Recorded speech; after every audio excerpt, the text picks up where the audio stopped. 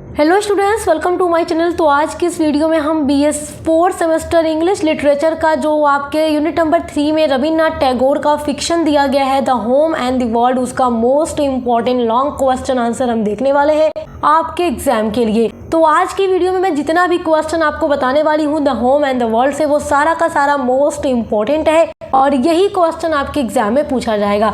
जो इम्पॉर्टेंट है आपके एग्जाम के लिए मैं वही बता रही हूँ। जो पूरा नॉवेल है उसको मैं पढ़ा चुकी हूँ, उसकी समरी चैनल पे अपलोड है। इसके लिए जो लॉन्ग इंपॉर्टेंट क्वेश्चन आंसर है, जो क्रिटिकल एप्रिसिएशन है, उसके लिए अलग वीडियो बनाई है, तो आप देख लीजिएगा।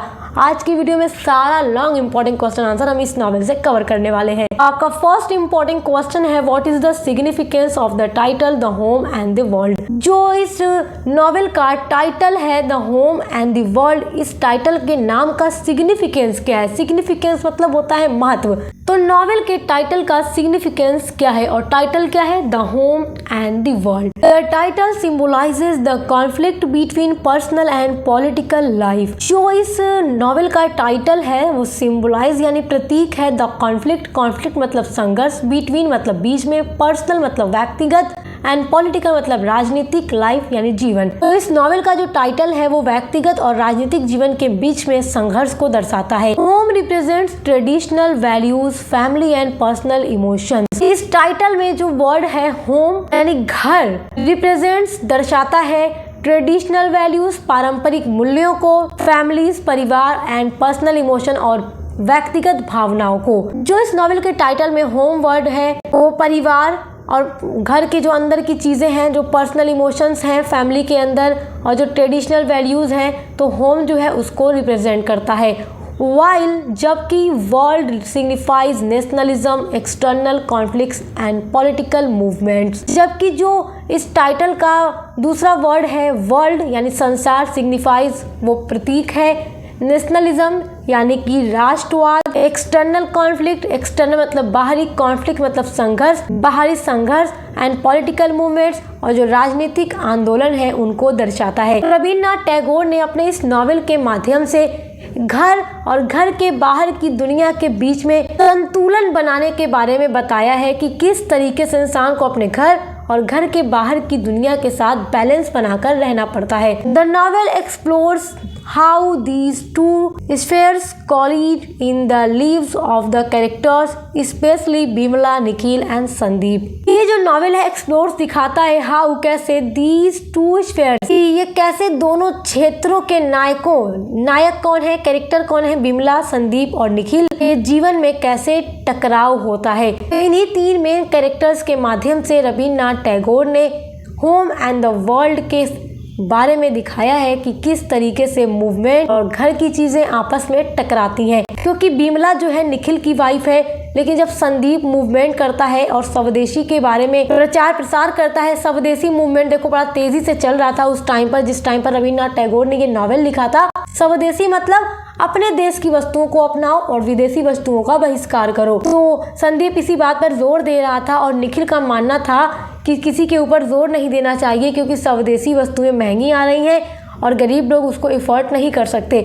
जबकि बिमला जो है संदीप की बातों से काफ़ी इम्प्रेस होती है और वो उसके साथ ही उसके कई सारे रैली वगैरह में उसके साथ भी जाती है। तो इसमें यही दिखता है कि बिमला निखिल की वाइफ है और किस तरीके से वो एक बाहर के लोग पर भरोसा करती है मूवमेंट के लिए। तो इसलिए रविन्द्रनाथ टैगोर ने the home and the world के माध्यम से घर और बाहर की दुनिया के बीच में बैलेंस बनाना बताया है। तो यही इसके टाइटल का सिग्निफिकेंस है। आपका नेक्स्ट इंपॉर्टेंट क्वेश्चन है व्हाट रोल डज स्वदेशी प्ले इन द नॉवेल। तो स्वदेशी है जो आंदोलन हो रहा था, क्या प्ले करता है इन द नॉवेल में। तो the home and the world novel में स्वदेशी क्या रोल प्ले करता है, क्या भूमिका निभाता है।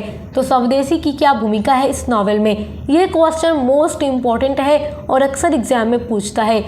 तो इसका आंसर आपको लिखना है स्वदेशी is a central theme in the home and the world. जो स्वदेशी है इस नॉवेल की मेन थीम है, सेंट्रल थीम है। Sandeep manipulates it for personal gain. जो संदीप है इसका उपयोग करता है अपने स्वार्थ के लिए, अपने पर्सनल गेन के लिए, अपने फायदे के लिए। वाइल जबकि Nikhil believes in true self reliance without harming others. जबकि जो निखिल है, विमला का हस्बैंड है, वो बिलीव करता है, विश्वास रखता है आत्मनिर्भरता में और बिना किसी को हार्म पहुंचाए, किसी को नुकसान पहुंचाए वो बदलाव चाहता है। जबकि जो संदीप है वो दिखाता है कि वो लीड कर रहा है मूवमेंट को और वो एक अच्छा इंसान है और वो स्वदेशी को प्रोत्साहन दे रहा है। तो वो इस तरीके की चीज़ें नॉवेल के शुरू में दिखता है, एक जेंटलमैन टाइप का दिखता है, जबकि वो स्वदेशी के माध्यम से ही अपने पर्सनल गेन के बारे में सोच रहा था, क्योंकि एक सेल्फिश आदमी था।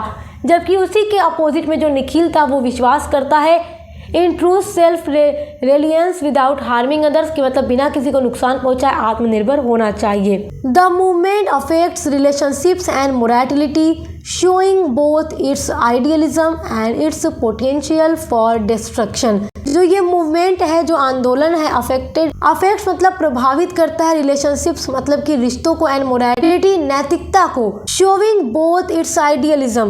देखो इसमें जो मेन कैरेक्टर है विमला, ये वुमेन मेन कैरेक्टर है इस नॉवेल की, और इसमें ये जो आंदोलन है, ये जो मूवमेंट है स्वदेशी, उसके ऊपर काफ़ी प्रभाव डालता है, क्योंकि वो संदीप की बातों से काफ़ी ज़्यादा इम्प्रेस हो जाती है। तो इट्स आइडियलिज्म जो इसका आदर्शवाद है तथा विनाशकारी पक्ष दोनों को उजागर करता है। मतलब कि डिस्ट्रक्शन मतलब क्या है, विनाशकारी। तो ये जो आंदोलन है नॉवेल के कैरेक्टर्स के रिश्तों और नैतिकता को प्रभावित करता है और उसके आइडियलिज्म तथा विनाशकारी पक्ष दोनों को उजागर करता है।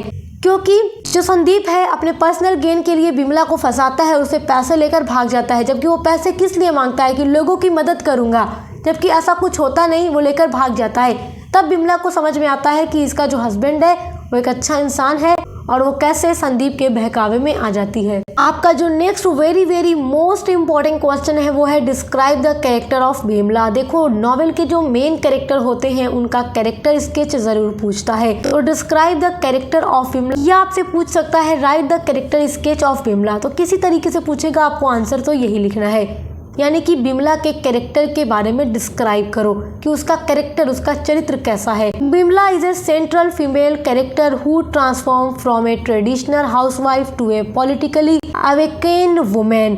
Vimala is a central female, Vimala जो है एक मुख्य महिला कैरेक्टर है इस नॉवेल में, हु जो कि ट्रांसफॉर्म बदलती है फ्रॉम ए ट्रेडिशनल हाउसवाइफ, एक पारंपरिक हाउसवाइफ से एक राजनीतिक रूप में अपने आप को बदलती है और एक जागरूक महिला बन जाती है।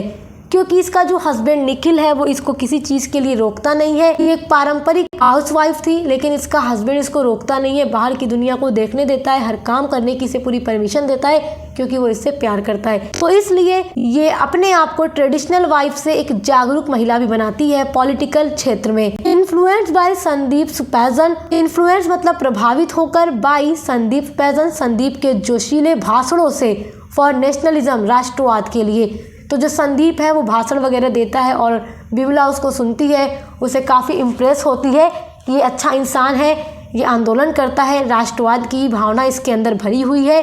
She initially gets drawn into the swadeshi movement but later realises the flaws in his ideology. तो शुरुआत में स्वदेशी आंदोलन से जुड़ती है, लेकिन बाद में उससे रियलाइज हो जाता है, बट लेटर उसे रियलाइज हो जाता है the flaws in his ideology, कि जो संदीप का राष्ट्रवाद है वो स्वार्थ से भरा हुआ है।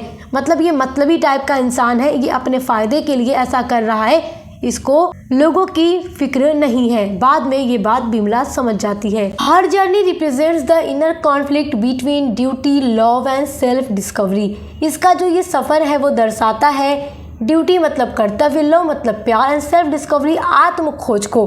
तो उसका ये सफ़र उसके कर्तव्य, प्रेम और आत्म खोज के संघर्ष को दर्शाता है।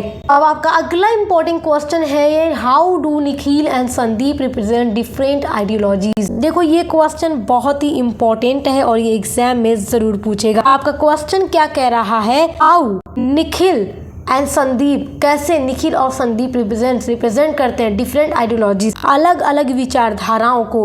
अब देखो संदीप और निखिल दोनों का कैरेक्टर एक दूसरे से पूरी तरीके से अपोजिट है। दोनों अलग अलग आइडियोलॉजी में भरोसा करते हैं, दोनों का अपना अपना अलग विचारधारा है।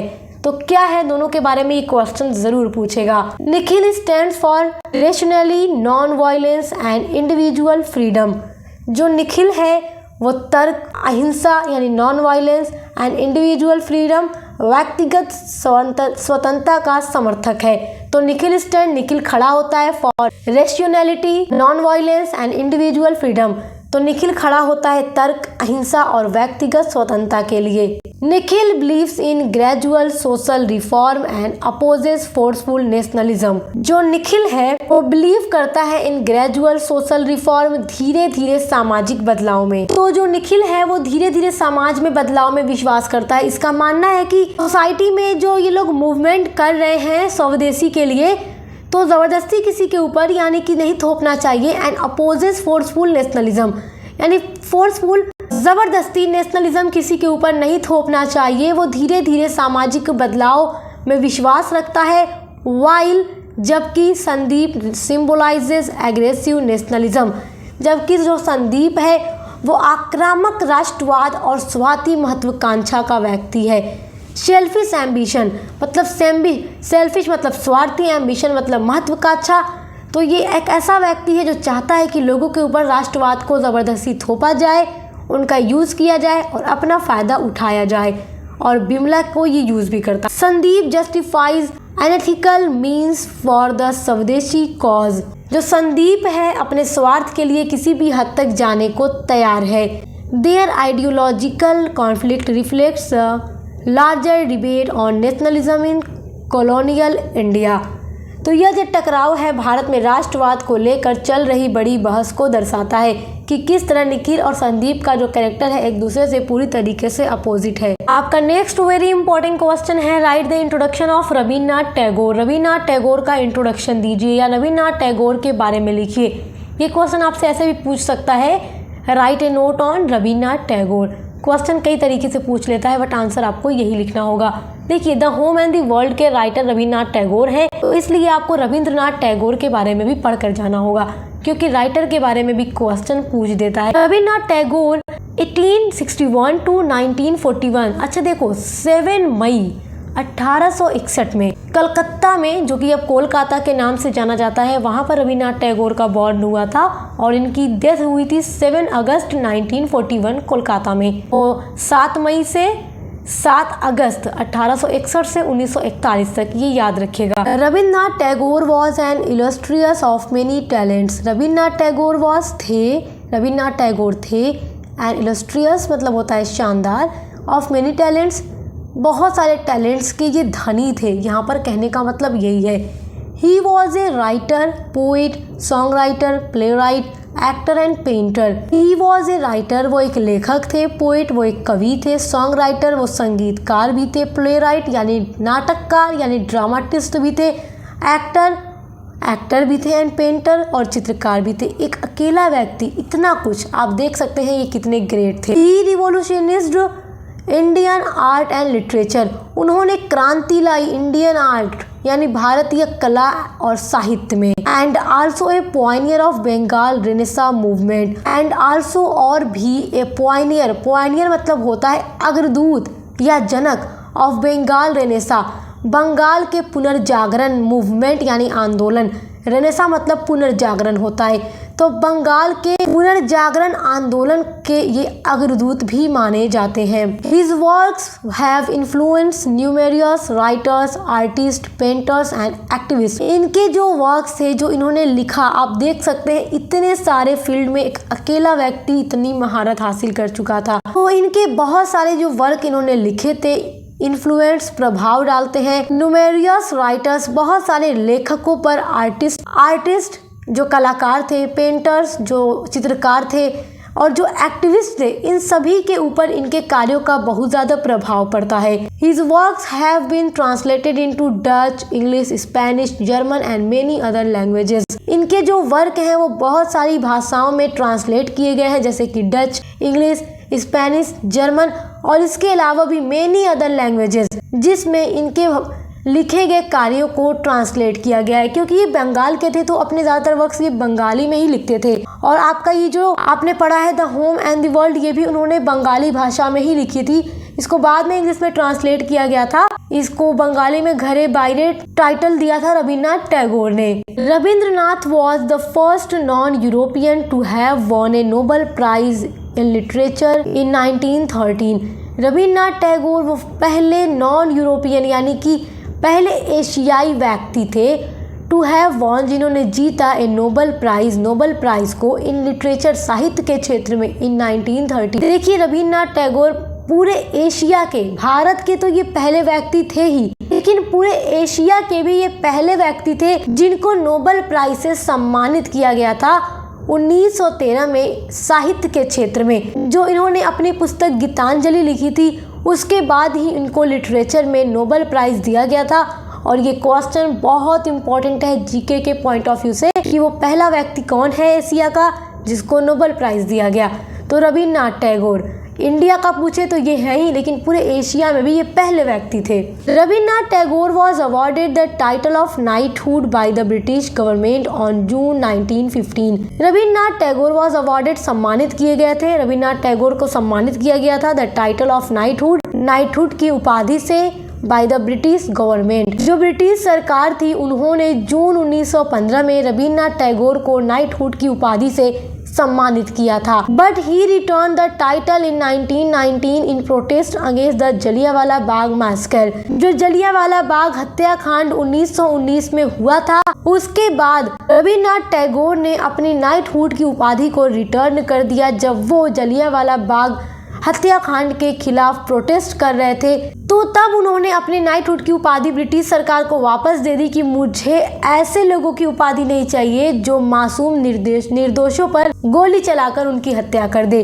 तो इसलिए उन्होंने अपनी इस उपाधि को रिटर्न कर दिया। तो रविन्द्रनाथ टैगोर के बारे में आप ये सब याद रखिएगा, एग्जाम में जब आपसे इनका इंट्रोडक्शन पूछेगा तो आप अपने आंसर में पूरा यही लिखिएगा। तो ये सारे मोस्ट इंपॉर्टेंट क्वेश्चन आंसर हैं जो आपके इस नॉवेल से पूछ सकते हैं। तो मैंने आपको पूरा बता दिया, तो अब आपकी जिम्मेदारी है कि आप इसको तैयार करें और अच्छे से एग्ज़ाम की तैयारी करें। इसी तरीके से आपको अपने हर एक नॉवेल पर, पोइट्री पर, ड्रामा पर क्लासेस मिलती रहेंगी। तो चैनल को सब्सक्राइब करके बेल आइकन को प्रेस कर लीजिए और मिलते हैं अगले वीडियो के साथ।